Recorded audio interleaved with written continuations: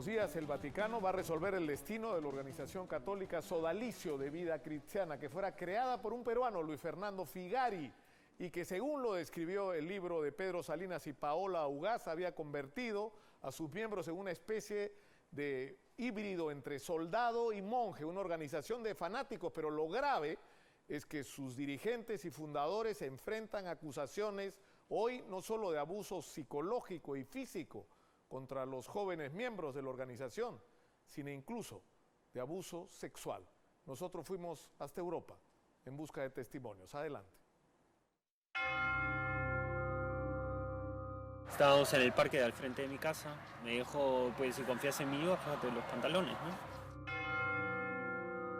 En un momento dado, me dijo a mí, ponte en cuatro patas y levántate el polo o la camisa.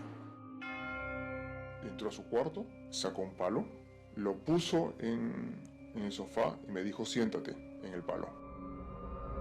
El pedir perdón no me ayuda en nada, no ayuda a ninguna de las víctimas.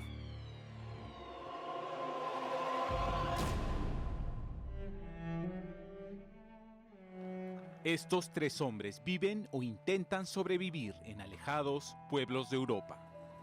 Es la primera vez que sus historias aparecen en televisión para revelar un secreto que por décadas se mantuvo en el más oscuro silencio. La historia de abusos sexuales cometidos por miembros del Sodalicio de Vida Cristiana. Pero para entender por qué esta agrupación católica ultraconservadora está hoy en el ojo de la tormenta, hay que conocer sus aristas y el poder de un líder a quien alguna vez se comparó con Dios, Luis Fernando Figari.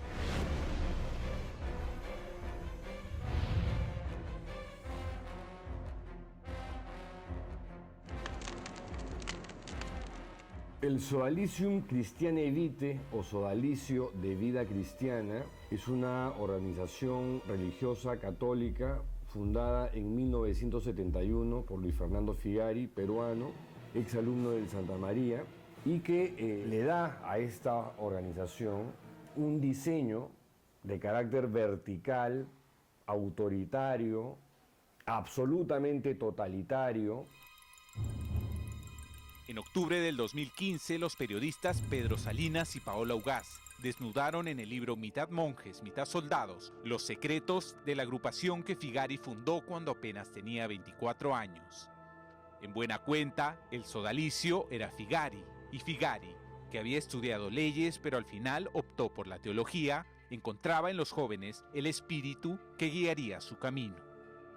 Te hablaban de un Jesús, contestatario frente al mundo, pero se suponía que todos los que entraban a Sodalicio se rebelaban contra el mundo. Martín Soich, exsodálite y autor del blog Las Líneas Torcidas, explica que Figari, al igual que sus primeros seguidores, sabía cómo llegar a aquellos que luego integrarían su agrupación. Utilizaba muchas veces un lenguaje soez y procaz que agradaba mucho a los jóvenes, porque sentía que era alguien que estaba hablando con ellos. Se busca en los chiquillos tratar de satisfacer las necesidades de reconocimiento, de significación, de pertenencia, ¿no es cierto?, de inflar la autoestima. Pero Figari tenía también un lado oscuro, el de un líder déspota, cruel y autoritario. Es un manipulador, megalómano.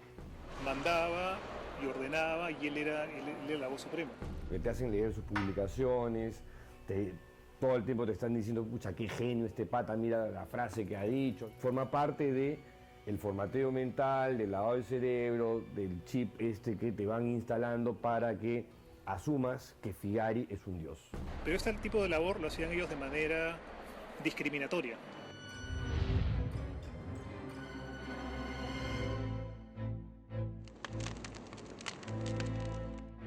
El ideal de Figari era el rubio, alto, ojos azules, blanco, buen apellido y con plata, ¿no? Sodalite perfecto.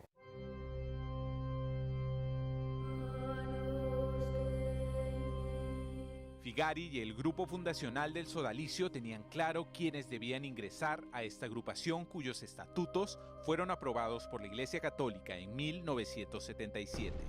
Ellos, las primeras juventudes sodálites, eran vistos entonces como seres únicos. Era como una suerte de comando de élite con la capacidad de transformar el mundo, porque ese era el objetivo, y nadie más iba a poder hacerlo, porque todos los demás eran unos idiotas. Pero una vez dentro es cuando habría empezado el calvario para muchos.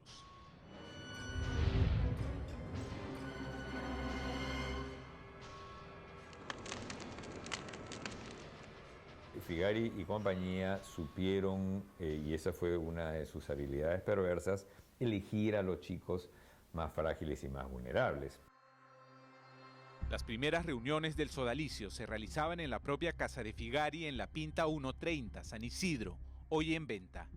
Allí, en medio de esas charlas, se gestaría la fórmula que luego se extendió a las futuras casas de la agrupación. Te van alejando de tu familia poco a poco, la figura paterna la destruyen. Te van alejando de tus amigos, te hacen pelear con tu enamorada, pero siempre con una carita feliz. Jóvenes frágiles con hambre de Dios, mentes moldeables que soñaban con ser santos. Una vulnerabilidad que fue lamentablemente llevada al límite en los locales del sodalicio en Lima y San Bartolo, allí donde Salinas y Soich pasaron algunas temporadas y que hoy también están en venta. A mí Figari me quemó el brazo y yo como un idiota, digamos, dejé que me lo quemara para impresionar a un chiquillo que quería ser sodalite. En un momento dado, me dijo a mí, ponte en 4 patas y levántate el polo o la camisa. Este le dijo a otra persona, ahora sácate la correa y dale un correazo en la espalda. Luego le dijo, dale otro. Y cuando yo sentí que ya venía el tercero, solamente de la sensación de que me iban a dar el correazo, hizo que comenzara a temblar con espasmos. Y en ese momento Luis Fernando dijo, bueno, ya no continúes. La violencia de Figari iba acompañada de un aura de perturbadora fantasía. Se decía de él que tenía poderes sobrenaturales, que podía conocer el alma de una persona tan solo con mirarla a los ojos y leer su mente. En su mente, precisamente, se entremezclaban pasajes de la Biblia con virtudes sacadas de la ciencia ficción. Y es con esa fórmula que habría logrado que sus fieles soportaran aquellas deplorables humillaciones. Hay un proceso de formateo mental, de lavado de cerebro. Te conviertes en un fanático. ¿O cómo explicas tú, digamos, a los tipos que andan con un chaleco, digamos, con cartuchos de dinamita, que esos son idiotas? En alguna parte tenía inscrito el proyecto de abusar de ellos psicológicamente, moralmente y, como sabemos ahora también, sexualmente.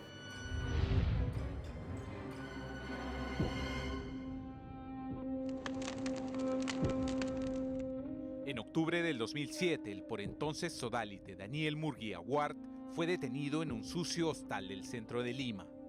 Estaba allí con un niño a quien, según su propia confesión, fotografió desnudo y practicó sexo oral. Con este hecho se abría el capítulo más escabroso en la historia del sodalicio. Era el primer registro de un miembro de la secta que era acusado de violar a niños, pero Murguía no sería el único. La riqueza del Señor Jesús. Germán Doig-Klinge, fundador con Figari del sodalicio y su hombre de mayor confianza, murió mientras dormía a los 43 años en febrero del 2001. Pero 9 años más tarde, el proceso de beatificación de quien estaba llamado a ser el primer santo sodálite se detuvo, pues 2 años antes se recibió la primera denuncia en su contra por abuso sexual. El santo no era tan santo como se pensaba. El año pasado, Patricia Murguía, hermana de Daniel, quien hoy vive en Estados Unidos en cuarteles de invierno y nunca fue juzgado por abuso, resume con rabia la maldición que persigue al sodalicio desde entonces. ¿De verdad la cúpula del sodalicio no sabían nada de las situaciones que incurrían Germán Doy y mi hermano? ¿Nada? ¿Todo le eran desconocido? Yo creo que sí lo sabían, y que lo aceptaban, y que más bien su esfuerzo era para ocultarlo.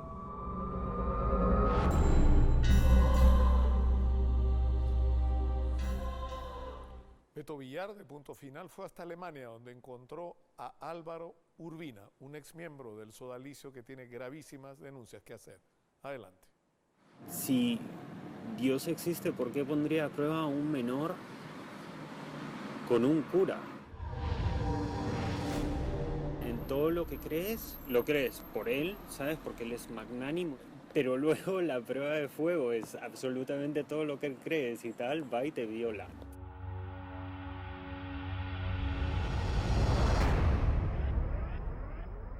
¿Qué clase de prueba de fe es esa?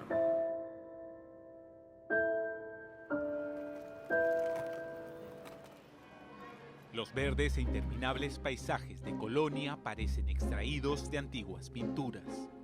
La cuarta ciudad más grande de Alemania, arrasada durante el nazismo, tiene también la catedral gótica más imponente de Europa.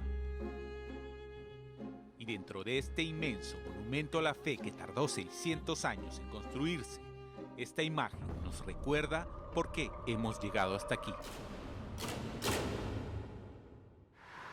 Álvaro Urbina es peruano, tiene 34 años y vive en Alemania desde hace 4. Hoy trabaja arreglando los motores de enormes máquinas en un pueblo industrial a media hora de Colonia. Como muchos exodálites, Álvaro eligió el mundo antes que esa, como le dicen, cárcel de la fe. Pero en 1995 la historia era otra. Tenía 14, 15 años, estaba en el colegio, me iba bastante mal. Me marcan, sufrí bullying. Ya mi madre no sabía qué hacer conmigo, ¿no? Fue por amistades de la familia de Álvaro, una familia de clase alta, que este se acercó al movimiento sodalite, y el primero en trabar contacto con él fue Jeffrey Daniels, un exalumno del Colegio Santa María que por entonces tenía 29 años y había sido consagrado en la agrupación que lideraba Luis Fernando Figari. Jeffrey era un chico alegre, buena persona, que le gustaba hacer chistes. Daniels tenía una virtud. Sabía cómo llegar a los adolescentes a quien el sodalicio pensaba agrupar. Su talento natural mezclaba la desvergüenza con las vulgaridades y chacotas propias de los adolescentes. Jeffrey era un petulante, un poco discriminador inclusive, machista, 1000%, ¿no? Haciendo comentarios o chistes homofóbicos, ¿no? Cualquier cosa que pudieras decir y que a él no le pareciera bien, eras un marico. Álvaro se sintió atraído por el espíritu rebelde de Daniels y los amigos que hacía en el centro pastoral de San Borja. Daniels, para entonces, era conocido ya en el sodalicio como el apóstol de los niños. Jeffrey Daniels no tardó mucho en cobijar al inquieto Álvaro bajo su manto de ahora cuestionable santidad, y tampoco demoraría mucho en mostrarle sus verdaderas y oscuras intenciones. Fuimos a comer un helado o algo por el estilo al McDonald's. Cuando volvimos, a mí me dejó al final. Me comenzó a hablar de la confianza y tal, porque si yo iba a ser agrupado, ¿no? Un montón de floro, ¿no? En 20 minutos, básicamente, para preguntarme si yo verdaderamente confiaba en él. Yo no sabía, ¿sabes? Yo tenía 14, 15 años. Entonces, pues claro, me dijo, pues si confías en mí, bájate los pantalones, ¿no? Daniels, que le doblaba la edad, fingió examinar sus genitales, tal como lo haría un médico con su paciente. ¿Por qué Álvaro accedió a tan bizarra solicitud? Dice que lo hizo por curiosidad, pero también porque no quería defraudar a su guía espiritual y, en consecuencia, ser alejado del sodalicio. Días después de aquella noche, Jeffrey Daniels y Álvaro comenzaron a intimar. Fue una relación en sí, ¿no? Nos veíamos, yo qué sé, tres veces a la semana, 2 veces a la semana, o lo que fuera, y teníamos sexo. Poco a poco, el adolescente fue cayendo en un confuso espiral de atracción. Yo en sí estaba experimentando, pero Jeffrey era el responsable, era mi guía espiritual. Es inclusive difícil admitir ante ti mismo que has sido abusado sexualmente. Daniel se burlaba de los gays, pero a escondidas seducía a niños y hablaba del pecado y la culpa con tanta vehemencia que hacía llorar a sus jóvenes agrupados. Y eso fue precisamente lo que hizo con Álvaro en una reunión en la que se ensañó con él. Cantaron esta canción de Javier, ¿qué te pasa, Javier? Ajá. Y me cantaron todos los agrupados con Jeffrey. Y claro, me hicieron una mierda, ¿no? Álvaro no volvió nunca más al centro pastoral del Sodalicio. Era 1997 y apenas un año después, la institución conoció los abusos sexuales cometidos por Jeffrey Daniels. Se hablaba de agrupaciones enteras, víctimas de sus perversidades. El castigo para Daniel, sin embargo, no fue la cárcel. El Sodalicio solo ordenó aislarlo por 3 años en una de sus casas de San Bartolo y luego lo dejó en libertad, quizá porque la justicia divina valía más que la terrenal. Jeffrey Daniels vive hoy en Estados Unidos, casado, con hijos y sin culpa. Álvaro, mientras tanto, dice sentirse en paz, pero algo resuena en su cabeza desde que se enteró que aquel apóstol buena gente era, en el fondo, un monstruo sin confesión. Es una persona que debería estar en la cárcel, ¿sabes? Y que debería de ser atendida psicológicamente y que debería de dejar de abusar niños, porque probablemente lo siga haciendo.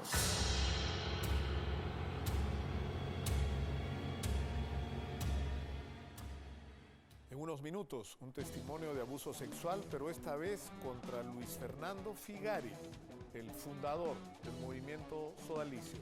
Y en vivo, Pedro Salinas. Regresamos.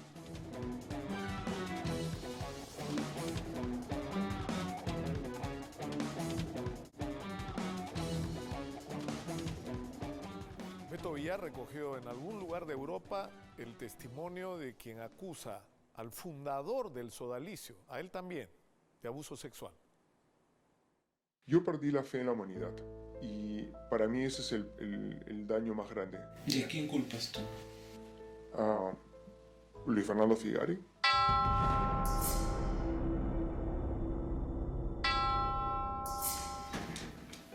Juan, como lo llamaremos, nos pidió mantener su identidad en reserva y aceptamos, pues su historia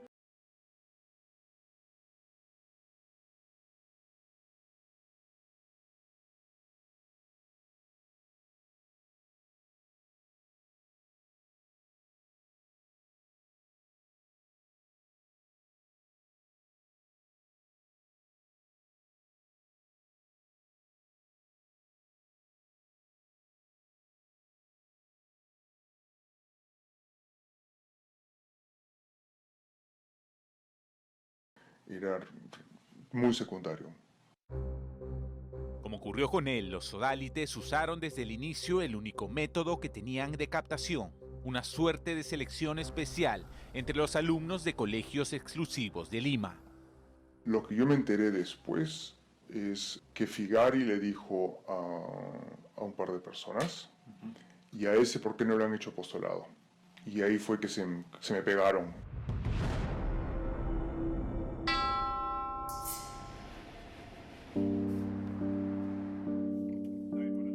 Juan quería cambiar el mundo. Era un rebelde en potencia y Figari, de quien ya por entonces se decía que tenía poderes sobrenaturales, lo eligió entre el brillante rebaño de adolescentes. El líder del Sodalicio envió a una persona a evaluar psicológicamente a Juan y este, entre otras cosas, le pidió dibujar a un hombre y una mujer.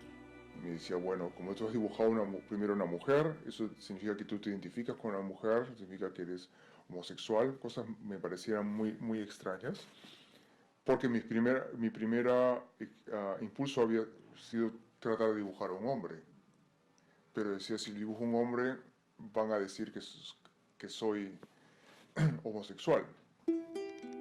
Y lo cierto es que Juan ya se había aceptado como tal, pero prefería mantenerlo en secreto. Con todo y eso, 2 semanas después, Figari, el mandamás del sodalicio, pidió reunirse con él. Me invitó a su casa, donde él vivía con sus padres, donde él tenía su habitación, y yo decía, no se lo voy a decir. ¿Tienes que decir qué? Que yo había tenido experiencias sexuales con muchachos. Sin embargo, después de 2 horas de conversación, y porque sabía que solo siendo honesto podría ganar la confianza del líder Figari, decidió aceptarlo. Le dije, mira, dejémonos de juegos, tú quieres saber algo y es verdad. Y se rió, me dijo que es verdad, digo que soy homosexual. Y él, una reacción muy extraña porque como que hubiera sido aliviado y se reía y bromeando. ¿Cómo me has podido estar mirándome a los ojos? Yo sé leer a la gente por los ojos y tú has sabido mentirme muy bien mirándome a los ojos. Eres un maestro y hay que tenerte mucho cuidado en el futuro porque tú sabes jugar muy bien el juego. ¿Qué podía pasar luego de una charla así de extraña? Algo peor, sin duda. Me llevó a su habitación y sacó unas revistas pornográficas que yo sinceramente nunca había visto. Me decía, ¿y este hombre te gusta? ¿Este hombre te gusta? ¿Este hombre te gusta? ¿Este es su tipo? Me sentía un poco incómodo. A mí jamás se me ocurriría enseñarle una revista pornográfica a alguien menor de edad. Juan tenía 16 años y Figari casi 30. Esa tarde, el adolescente dejó la casa de la Pinta en San Isidro, sintiéndose amargo y vulnerable. Su secreto lo sabía ahora el hombre a quien en muy poco tiempo había aprendido a admirar. Una semana después, Juan era admitido en el sodalicio. Como todos, el adolescente siguió el estilo de vestir sodalite. Camisas y pantalones de color claro sin detalles llamativos, usualmente de color azul. También la actitud casi castrense en su vida y sobre todo el total sometimiento a las ideas del fundador, ideas sobre la fe y santidad que según algunos, entre ellos Juan, estaban realmente inspiradas en lecturas nazis y fascistas. Aunque según el exsodalite Martin Soich, había otro Figari, uno que contrastaba con esa imagen del apasionado intelectual.